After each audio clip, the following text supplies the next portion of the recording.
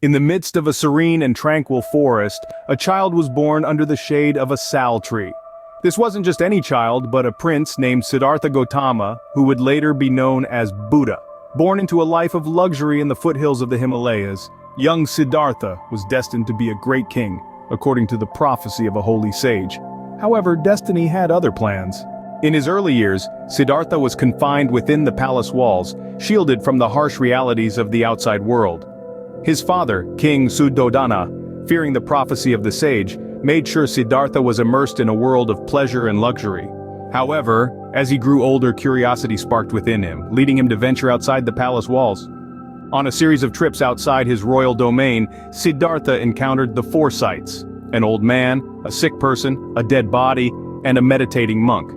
These sights deeply moved him and made him question the meaning of life, suffering, and death.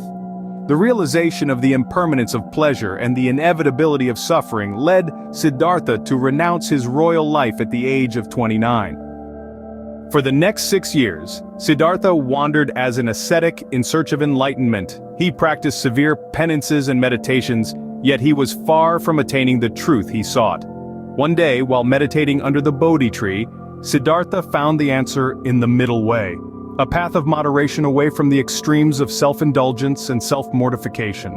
Siddhartha Gautama, now the Buddha, spent the rest of his life teaching the principles of Buddhism, the Four Noble Truths, and the Eightfold Path, to anyone willing to learn.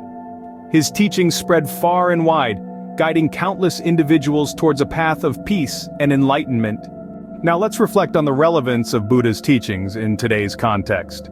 In a world where extremes often dominate, extreme wealth and poverty, extreme joy and sorrow, extreme love and hate, the middle way proposed by Buddha serves as a beacon of balance and moderation. His teachings remind us that happiness doesn't lie in material possessions but in understanding and overcoming our desires and attachments.